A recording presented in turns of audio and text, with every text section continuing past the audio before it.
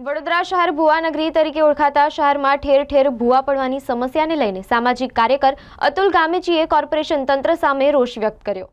વરસાદ વિરામ બાદ રોડ રસ્તા ધોવાઈ જવાની ઘટના સામે આવી ત્યારે રેલવે સ્ટેશનથી પંડ્યા બ્રિજ તરફ જવાના મુખ્ય માર્ગ પર આજે ભૂવો પડ્યો હતો। આ મુખ્ય માર્ગ પર એસટી બસ સહિત રાહદારીઓએ પોતાનો વાહનો લઈને પસાર થતા હોય છે ત્યારે વાહન ચાલકોને અવરજવર માટે મુશ્કેલી પડી તેમજ ભૂવાના લીધે અકસ્માત થવાની સંભાવના વધી શકે તેમ છે। આ ભૂવા પડવાની જાણ સાથે સામાજિક કાર્યકર અતુલ ગામેચીએ સ્થળ પર પહોંચ્યા હતા।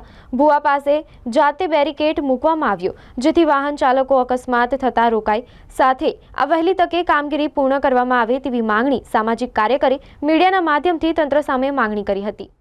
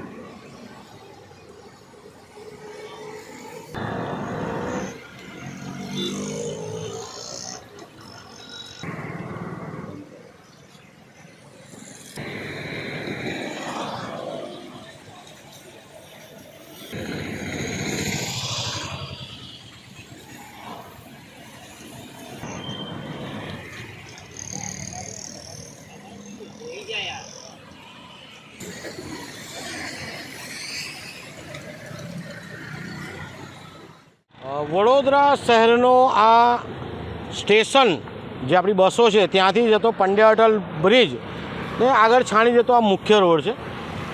આ રોડ પર જોવા જઈએ તો એસટી બસોની અવર જવર છે, એટલે પેસેન્જરો ભરેલી બસો જાય છે। નાના 2 વ્હીલર 3 વ્હીલર 4 વ્હીલર તમામ વસ્તુ અહીંથી જાય છે અને ચોક્કસ એક અવર જવર કરવાનો આ મુખ્ય રસ્તો છે।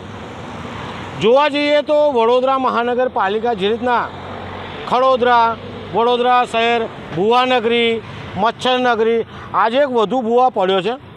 આ શહેરમાં જે સત્તાધીશો છે 30 વર્ષથી શાસન કરી રહ્યા છે અને હમણાં તમે જોવો છો કે હવે આ લોકોને ભગાડવાનું ચાલુ થઈ ગયું છે।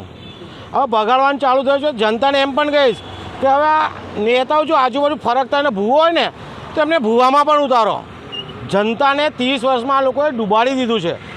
જે રીતના સ્માર્ટ સિટીની વાતો કરતા હતા, સ્માર્ટ વહીવટની વાતો કરતા હતા, પારદર્શકતાની વાતો કરતા હતા, ફક્ત ભ્રષ્ટાચાર કરી રહ્યા છે અને આ બધું જનતાને ભોગવવું પડે છે।